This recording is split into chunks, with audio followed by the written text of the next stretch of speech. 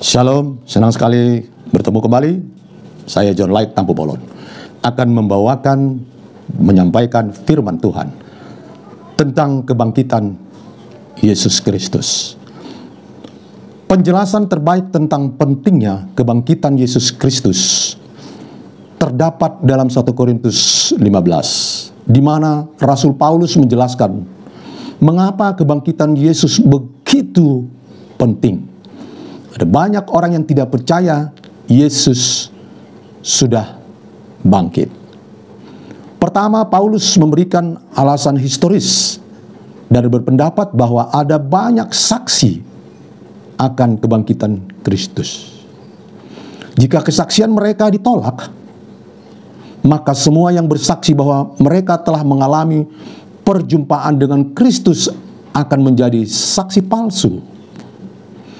Kristus menampakkan diri kepada Petrus, kepada para rasul, kepada Yakobus, kepada 500 orang, dan kepada Paulus sendiri.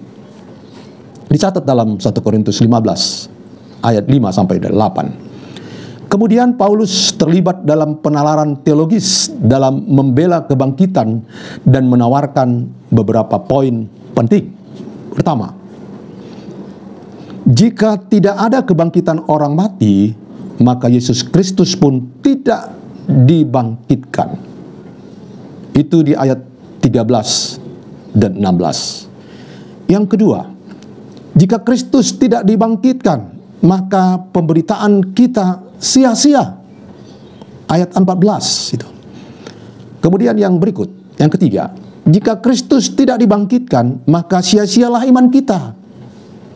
Masih 1 Korintus 15 ayat 14. Kata sifat Yunani, kenos, juga berarti tidak berguna, kosong. Iman kita kehilangan isi dan kekuatannya jika Yesus masih mati. Yang keempat, jika Kristus tidak dibangkitkan, maka orang mati tidak akan dibangkitkan. Itu di ayat 15. Tidak akan ada harapan setelah kematian. Mengerikan. Yang kelima, jika Kristus tidak dibangkitkan, kita adalah saksi palsu tentang Allah. Karena jika bersaksi tentang Allah yang membangkitkan Kristus. Masih 1 Korintus 15 ayat 15. Jadi jika Yesus tidak dibangkitkan dari kematian, maka gambaran Allah dan karakternya dibelokkan, dan kita salah menggambarkan Dia. Namun Bapa dengan jujur membangkitkan Kristus dari kematian. Yang keenam, jika Kristus tidak dibangkitkan, iman kita sia-sia. Di ayat 17 itu dicatat. Arti kata sifat mataios Yunani adalah tidak berharga jika Kristus tidak dibangkitkan. Iman kita kepada Allah tidak akan memiliki relevansi terhadap kehidupan kita. Yang ketujuh, jika Kristus tidak dibangkitkan, tidak ada pengampunan atas kesalahan kita, dan kita tetap berada dalam dosa kita. Di ayat 17 itu, sebagai orang berdosa, kita hanya pantas dihukum mati. 8. Jika Kristus tidak dibangkitkan, maka tidak ada kebangkitan orang mati di dalam Kristus. 1 Korintus 15 ayat 18. Dan dengan demikian, tidak ada hidup kekal. 9. Jika Kristus tidak dibangkitkan, dan jika hanya dalam hidup ini kita dapat berharap kepada Kristus, maka kita adalah orang yang paling malang. 1 Korintus 15 ayat 19. Paulus menggunakan kata sifat Yunani eleinos yang berarti sengsara jika Yesus tidak bangkit. Jadi jika kita hanya memiliki ajaran spiritual yang bagus tentang Yesus yang hanya berkaitan dengan kehidupan duniawi ini, kita paling sengsara. Menurut Paulus, karena Yesus disalibkan dan mati, sehingga kematian Mau tidak mau adalah nasib akhir dari semuanya. Yang ke-10, jika orang mati tidak dibangkitkan, maka kita akan makan dan minum sebab besok kita mati. 1 Korintus 15 ayat 32. Semboyan ini dalam hidup haruslah untuk setidaknya mengalami sedikit kebahagiaan dan bersuka cita. Selanjutnya, Paulus membuat pengamatan praktis dari dunia pertanian untuk mengilustrasikan kebangkitan. Mari kita perhatikan. Apa yang kamu tabur tidak akan hidup jika tidak mati, tidak ditanam. Maksudnya 1 Korintus 15 ayat 36. Benih tersebut perlu dikubur terlebih dahulu di dalam tanah dan kemudian menghasilkan kehidupan baru dalam skala yang lebih besar.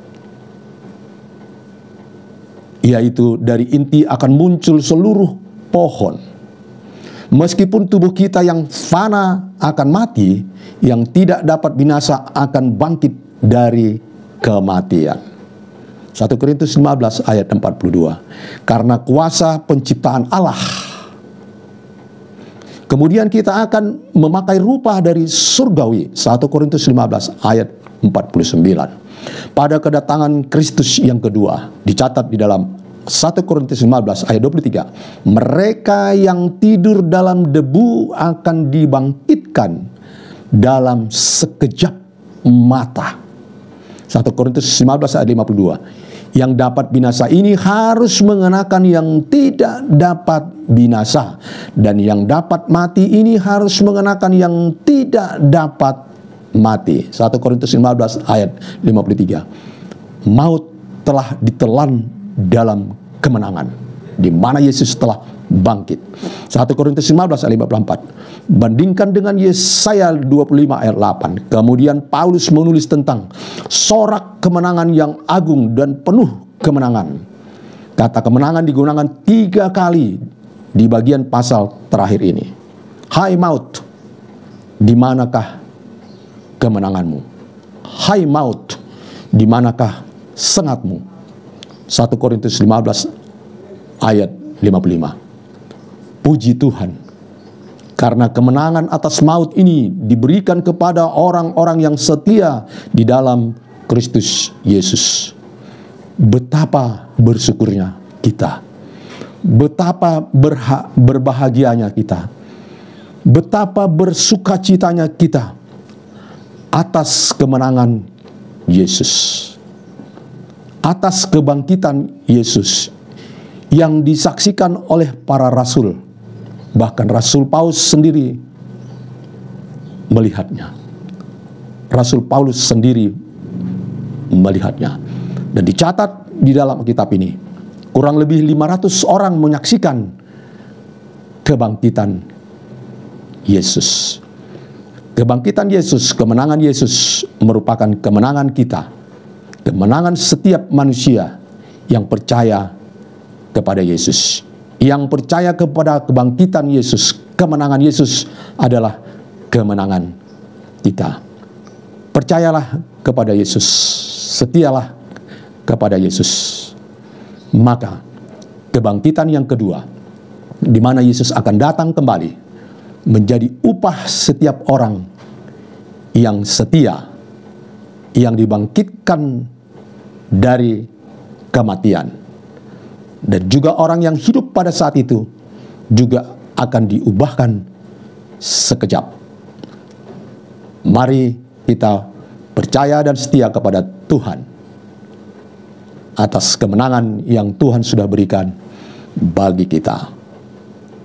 Saya bawa ini di dalam nama Yesus. Amin. Mari kita berdoa.